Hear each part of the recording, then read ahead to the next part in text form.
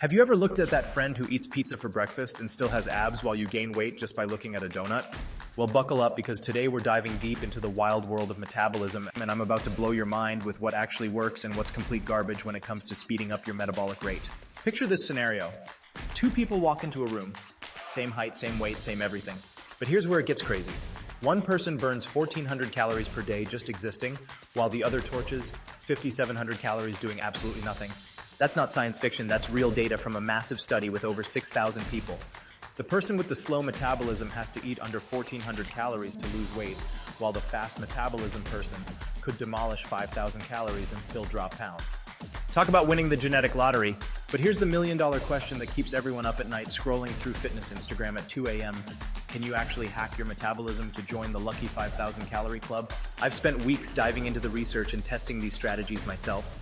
And I'm about to give you the brutal truth about what works, what might work, and what's basically throwing money down a very expensive wellness drain. Let me start with something that'll make you spit out your morning coffee. Your metabolism isn't just about how much you weigh or how much muscle you have. It's this incredibly complex system that varies wildly between people, and some of the stuff you've been told about speeding it up is absolutely bonkers. But don't worry, I'm going to break down every single strategy you've heard about, from drinking ice water to sitting in saunas to eating enough chili peppers to make your mouth feel like it's on fire. First up, let's talk about water because everyone and their fitness influencer tells you to chug gallons of the stuff. Here's what actually happens when you drink a glass of cold water. Your body burns about 8 calories, heating it up to body temperature. 8 calories! That's like what, half a Tic Tac? Now before you start chugging ice water like it's your job, let me put this in perspective. You'd need to drink about 60 glasses of cold water to burn the calories in one slice of pizza. 60 glasses. But here's where it gets interesting. While the calorie burn from water is pretty pathetic, there's this sneaky thing called metabolic compensation that might be working against you anyway. Your body is basically a master accountant, and when you start burning extra calories in one area, it often finds ways to cut costs somewhere else. So you might drink more water and burn those 8 calories, but then subconsciously fidget less throughout the day and end up breaking even. Your body is literally trolling you. Still, I'm not completely writing off water because it does something way more powerful than burning calories.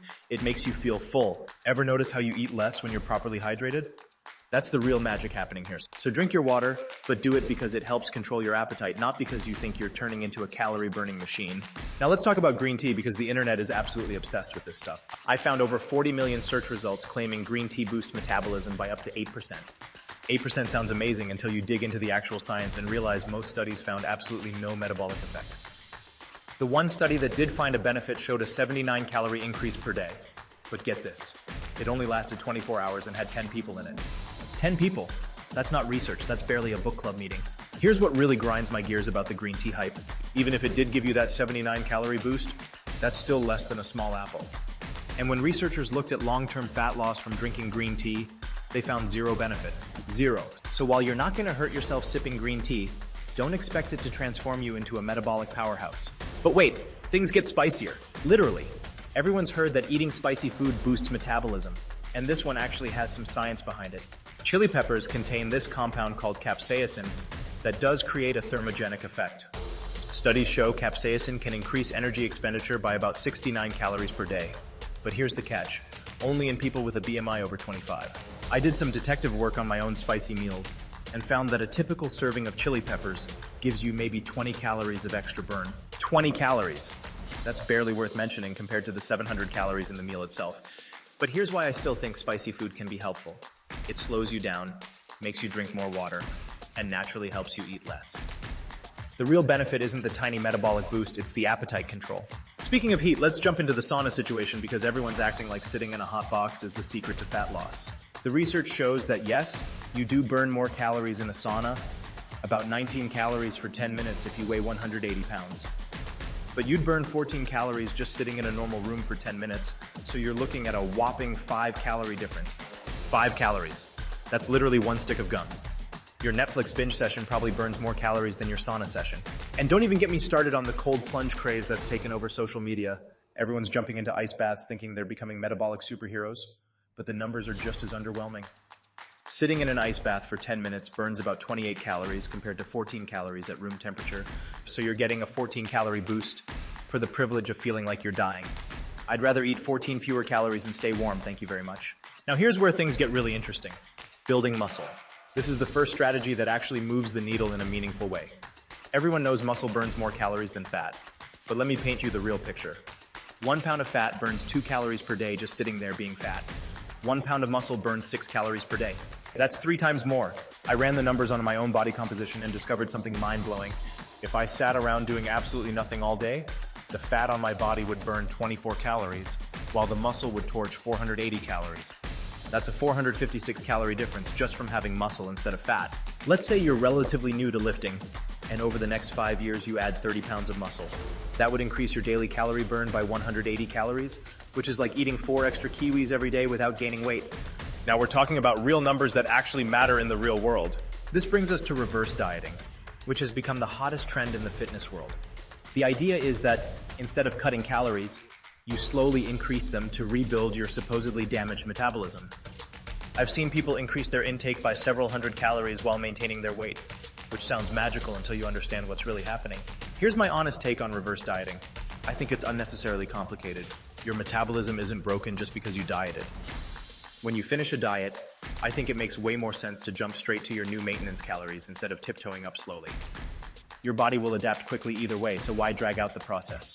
But let's talk about something that might actually surprise you. Meal frequency. You've probably heard that eating smaller, more frequent meals keeps your metabolic fire burning all day long.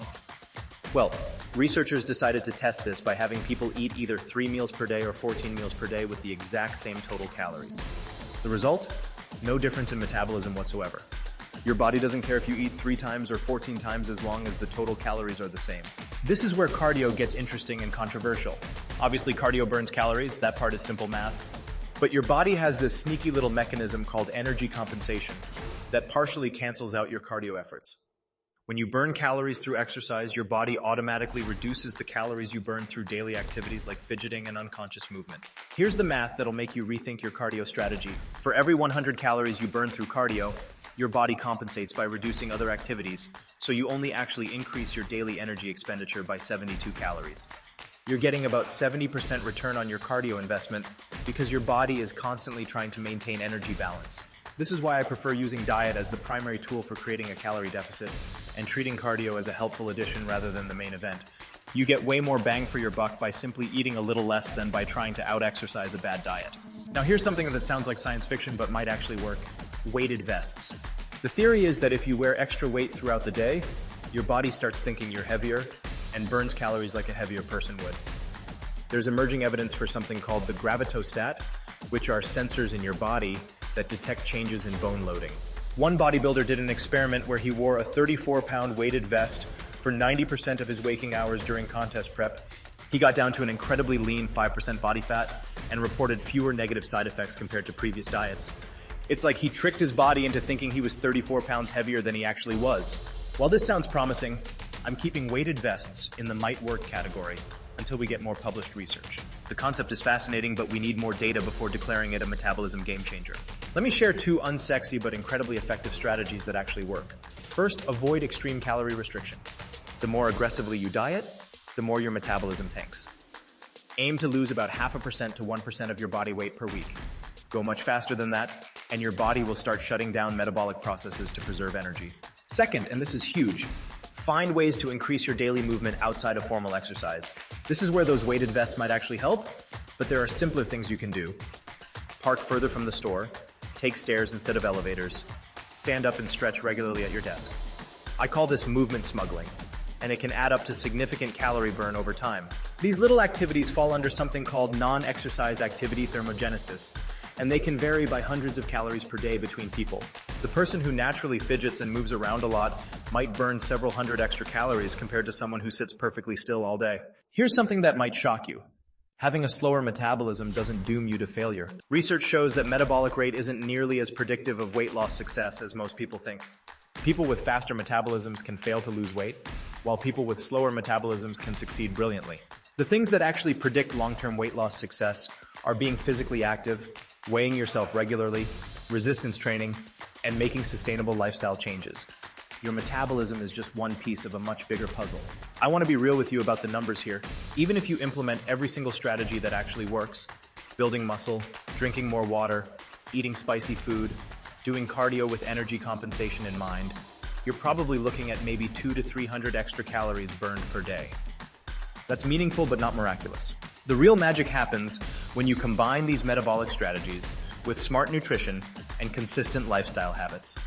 Building muscle gives you the biggest metabolic boost, but it takes years to build significant amounts of muscle.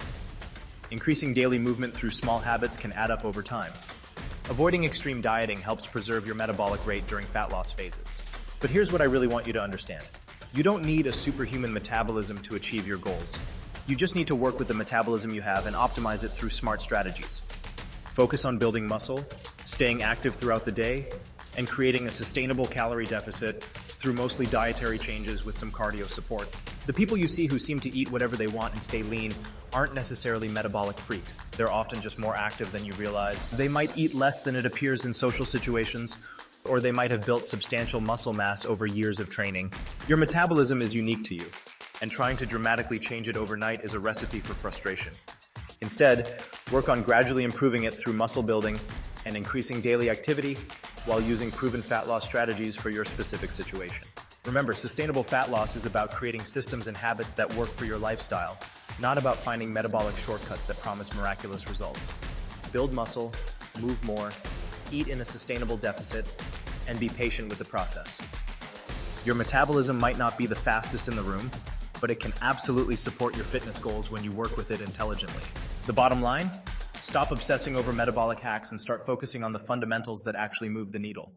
Your future self will thank you for playing the long game instead of chasing quick fixes that promise the world but deliver disappointment. Like, comment, and subscribe for more valuable fitness content.